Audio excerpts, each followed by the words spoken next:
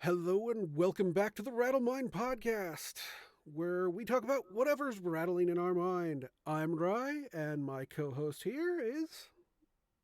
Panchy. There we go. Today we're going to talk about things we want to learn how to do.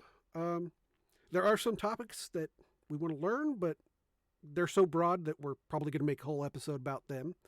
So let's just start.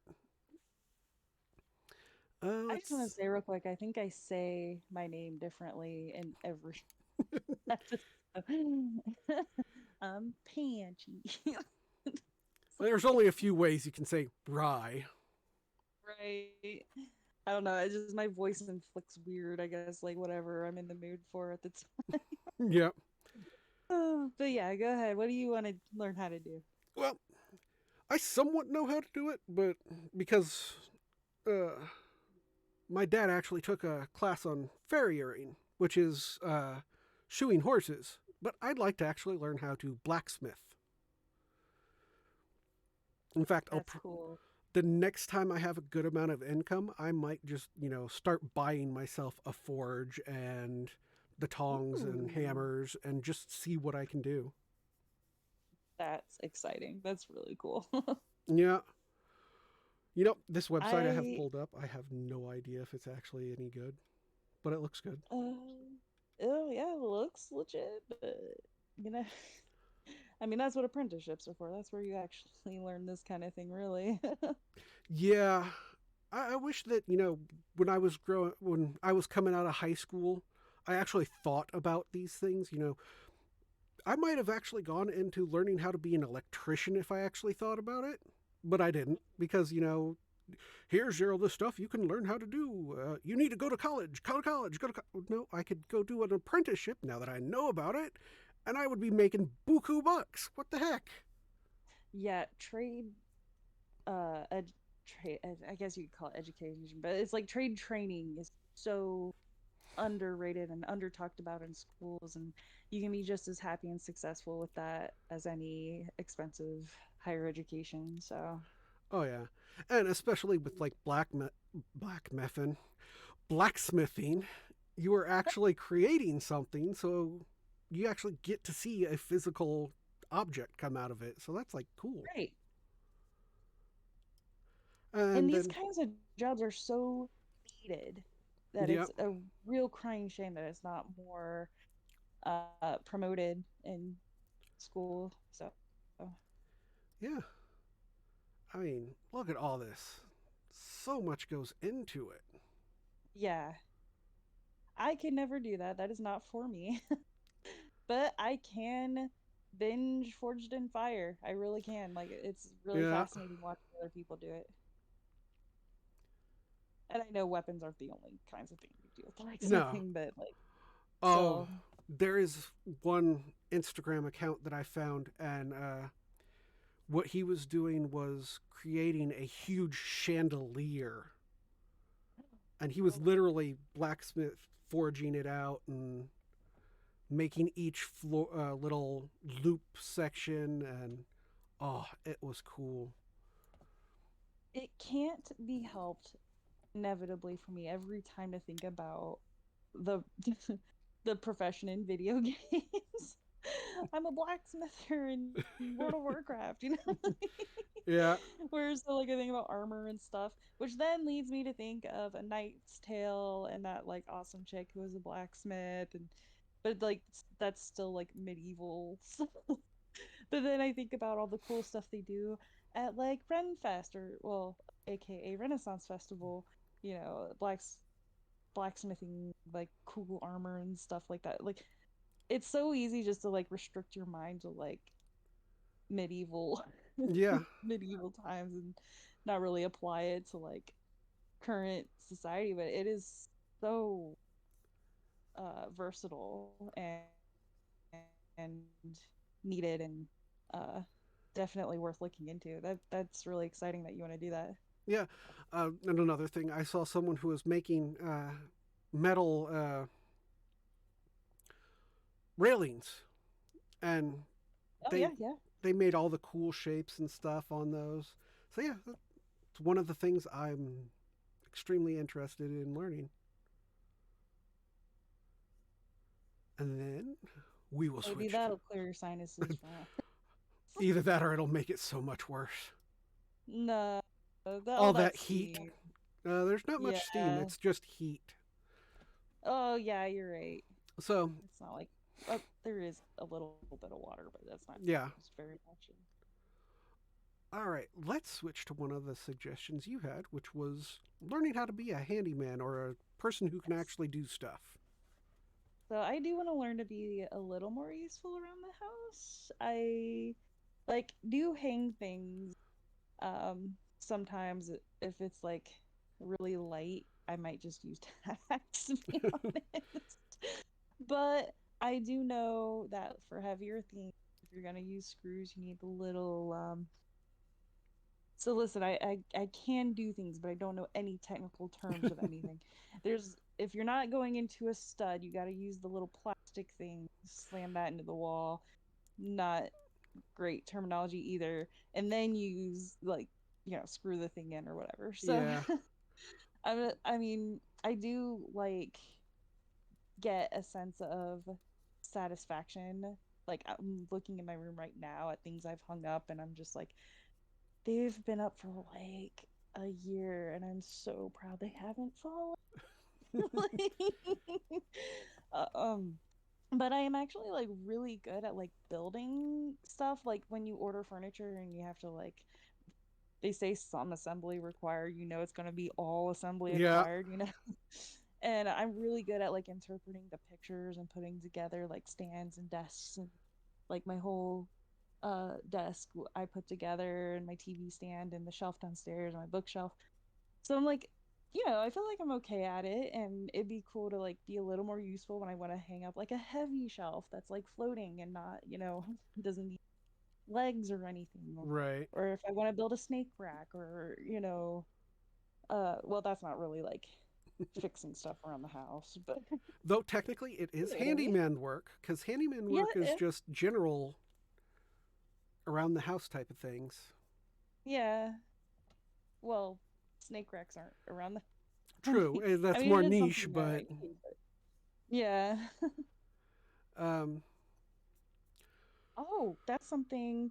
Oh, I just thought of something I'd like to learn how to do regarding snakes, but we can go back and forth with our, stuff. yeah. So, Um, so we'll go to one of mine if we're done with yes. handyman talk.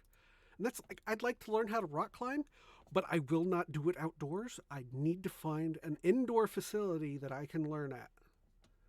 And it's mostly because I Yes, have here. bad joints, so Uh, yeah, I'd pretty good probably for your health. lose grip somewhere and fall flat on my ass. I don't want to end up falling on a rock and breaking my arm. Right. I mean, I'm sure I'll probably break an arm sometime trying to do it, but still. There's a difference between breaking my arm against a sharp rock and breaking my arm against a concrete floor. Yeah. But yeah, definitely would not want to be a free climber. That would. Ugh. So you just like the walls, climbing the walls is just satisfying enough for you then? I don't know. I've never actually done rock climbing, so I just think it would be Oh. fun to do it. Like I I've said, tried it like once, I think, and it was pretty cool. Obviously, not something I got into, but it's worth doing at least once in your life for sure. yeah, I figured that's more of a, you know, physical activity that I would actually be interested in doing rather than let's go run for our 3.5 miles Oh, and, well, probably not 3.5 miles. What is it? 5 kilometers is the shortest they do. I'm not running a 5K. I can barely right. walk a 5K. I can barely walk a mile. Right now, stupid COVID locked everyone inside. I'm so out of shape that even walking a mile would kill me. I don't really have an excuse. I've been generally out of shape. I did play sports in high school, especially like soccer and a little bit of field hockey, and but like I was kind of asthmatic, and I don't have the best metabolism, and all that combined formed me into the blob I am today. No, I'm just kidding. But Yeah, I don't really have an excuse. I was just always kind of asthmatic and lazy and hated running. So, Yeah. I mean, whenever, we had gym class and it involved running, for some reason I would always end up being the, hey, you run decently, you get to be the leader of the group. I'm not that leadership type of person. I mean, yes, I can do it, but I prefer not to be in charge. you're the polar opposite. I was always the one like 3 laps behind everyone else because I would walk off and on, between sprinting. Uh, See, in middle school, I was really good at hurdles. oh, interesting. And then after middle school, I injured my knee, and, I can't Oof, jump worth a yeah. darn. Ah, all right. So, I don't have anything else pulled up directly, so what's your next thing you'd So like when to I was learn? talking, right, when I was talking about snake racks, I remembered that um I almost said that I remembered that I have two snakes. No, I didn't forget that I have two snakes, but I remembered that like a goal of Why are my. mine as like a side income would was breeding snakes. And I would like to learn more about them and be really good at breeding and um uh taking really good care of them and stuff like that. Snakes are so cool. They're oh, and um I would be definitely specializing in hognose snakes if you want to be specific, because there's a bajillion different types of reptiles. Yeah, Uh, and there's like multiple hognose snakes as well.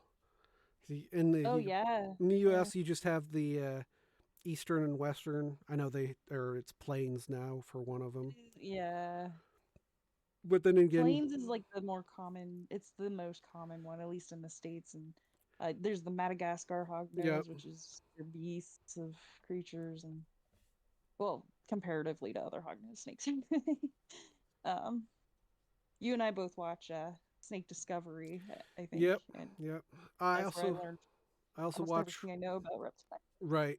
I also watch Wiccan's Wild Reptiles, or I think that's what it's called. I can't. Hmm. And he's pretty good on if you want information based stuff because Okay. he'll explain a lot of information things.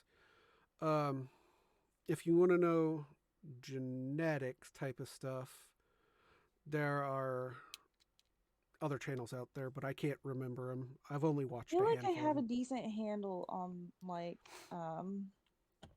the oh my gosh. So this time it's not that I don't know the terminology, it's that it's completely escaping me. But there are genes that are uh, well like oh wow, my brain. Okay. I'm gonna Google that and try to redeem myself a teeny tiny bit. Yep, you have the dominant and recessive genes, like in everybody. Dominant and thank you, God. I'm so it is in everybody, but the only time I actually care is in snakes, like I researched the crap out of this a couple years ago, and like I was able to figure out, even with multiple gene snakes, like how to figure out percentage of chances and stuff like that. Yeah, So I can't believe I forgot dominant recessive. Anyway, um, I think I've got a pretty firm hold on that. But like as far as like care and substrates and right. environments and stuff, I like everybody kind of has their own style to what they do. Um, and I'm not gonna be like big time or anything. Like I said, it's gonna be a side project. So I just need to like I can do a little more care and concern on a smaller scale because snake discovery has like hundreds of bins.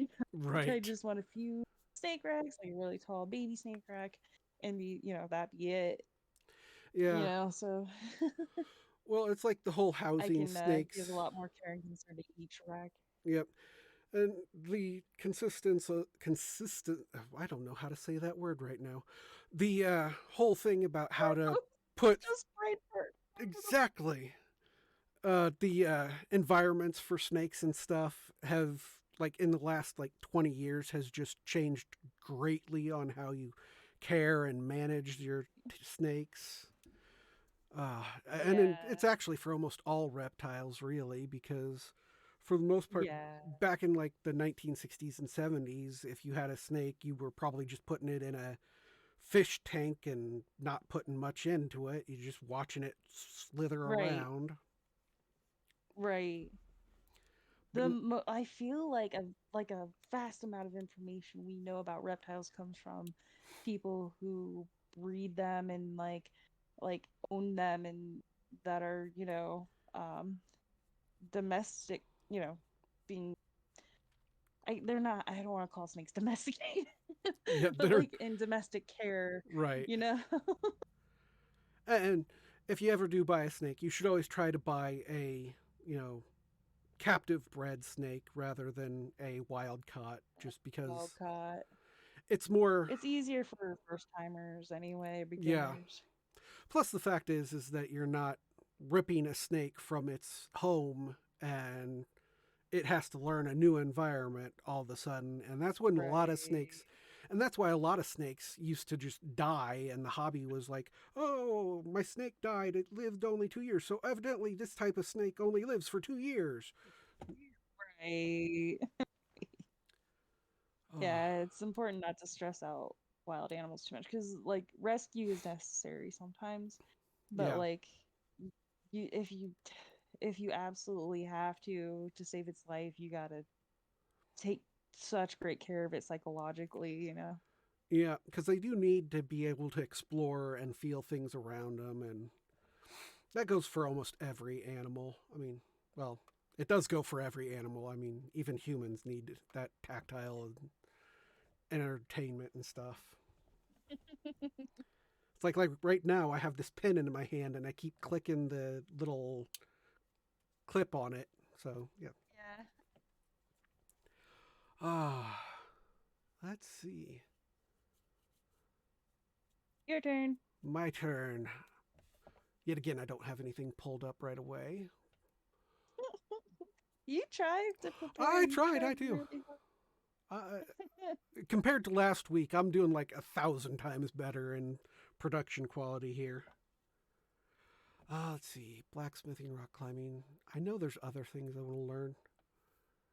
But of course, a lot of the things I want to learn, we're going to do a whole separate topic about. So, Right. uh, I have one. okay.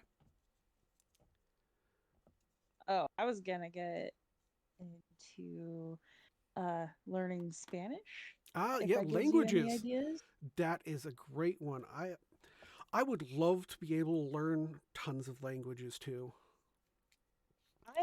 I know me and I know I only have the patience and will for one. So I uh I got a lot of beginner stuff down Yeah. from the many years in school that I took Spanish, and I don't want all that to fade away, and I want to be uh at least close to fluent, you know. As much as I don't like Duolingo that much, it is still a very good way to learn uh, a new language. It's Right just on. the problem I have with Duolingo is for some reason it stopped working for me to actually say the words so I could learn the pronunciation and actually speak it. So Oh, for some reason that feature just stopped working on my phone for a while. I whoops. I could probably try it again and it should work. I have like I wouldn't trust myself with that without a headset or earbuds. yeah, I think that's the real problem is that it was picking up too much background noise so it couldn't understand what I was saying, so it just stopped giving me those prompts. Yeah. Um uh, yeah, I have basically toddler knowledge in like 3 different languages. I mean, I know a little Norwegian, Amazing. and that's probably my strongest of the foreign languages that I know how to speak. Then again, I do know quite a bit of Japanese, and given if I actually immersed myself in Japanese, I can start thinking in Japanese. So, That's what I try to do with what little Spanish I know. Like sometimes I'll just test myself and be like, what if I said that in Spanish? Yeah, Or give myself a scenario in which like I know related words. I actually my family went on a cruise to Mexico, nice. and yeah, it was many years ago, but I love cruises. I know they freak out a lot of people, but I still love them. I'll risk it. I'll go on another one. Um uh and in Mexico, I got a discount on a ring because I knew enough Spanish to like kind of impress the guy a little bit, you know? Yeah, So he like gave me like I can't remember how much, like a few dollars, but he was just like, okay, cool, like here, like this much. And I was like, yay. yeah, And it was like family related because my family was with me, so I was like trying to explain that my brothers were half blood. I was saying like media media sangre and like padrastra, which is what I learned was stepdad in Spanish, and then I was like pointing at them and trying to describe it, and he was like, just it impressed him enough to give me a discount. It was really cool. yeah. Oh, I got another topic idea. Yeah, there we go. We got a new topic for another episode somewhere down the line, and that'll be fun. Because you said about going to Mexico, so my brain thought, hey, travel's a good idea for a Traveling, topic. yeah, yep. Oh, yeah.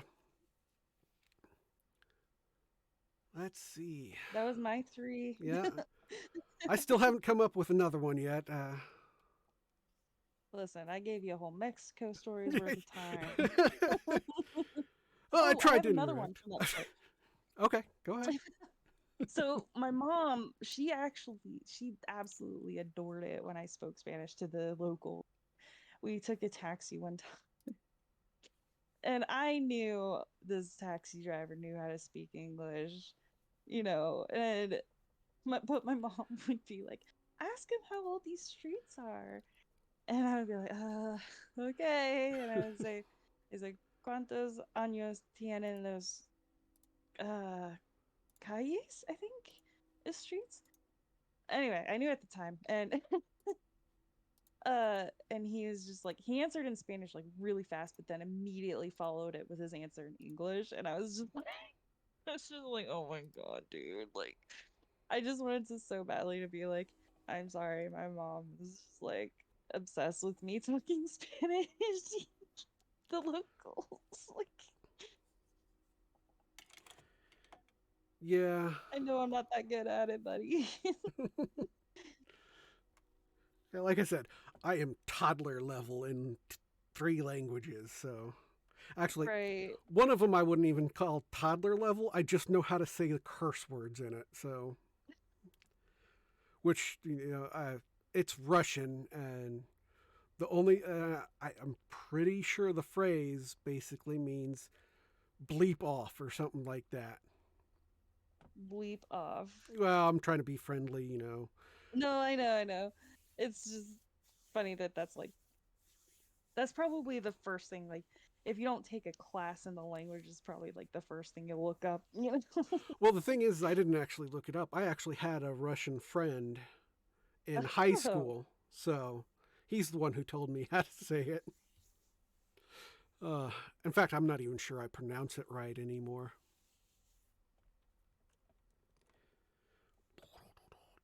Brain. I really cannot think of another thing I want to learn. I know there's tons of things I want to learn. I just can't think of it. well, if you didn't restrict us to non-artsy stuff, Well, that is topic for our next episode. So we I can't go crazy on it. Oh, let's see. I halfway had something and now it's gone. oops. Oh, Want to learn how to finish thoughts. yes. I definitely want to learn how to finish a thought.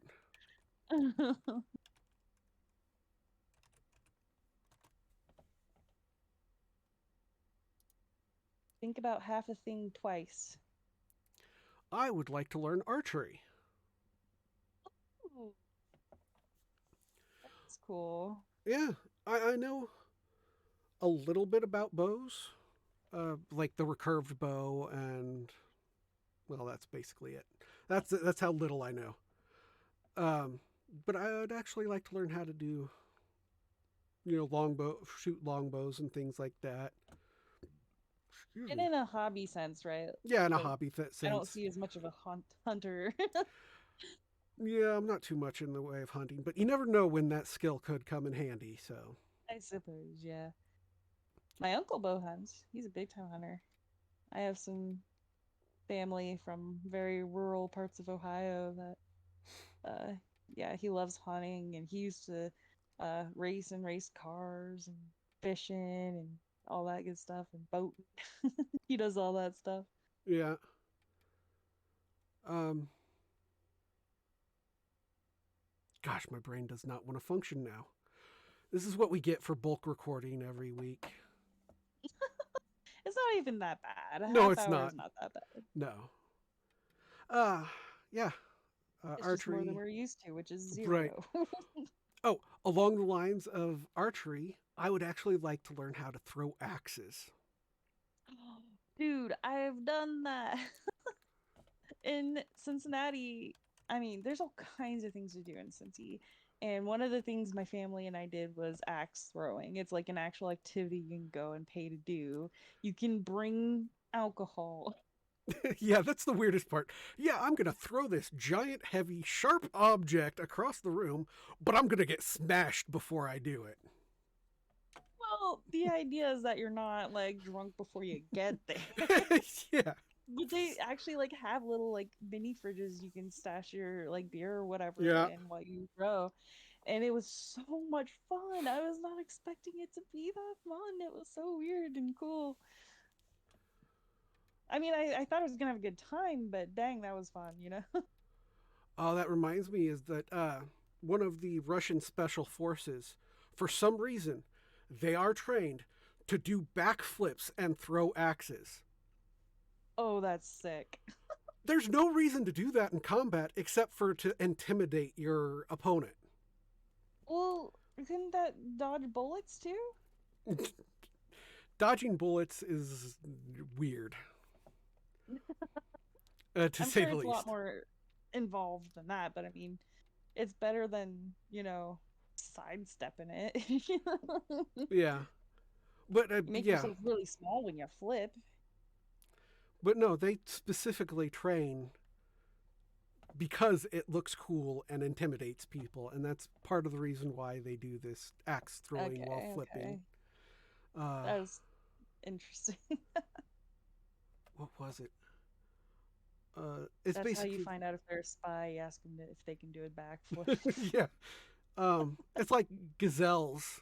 You know, they taunt uh, lions and stuff by running and jumping.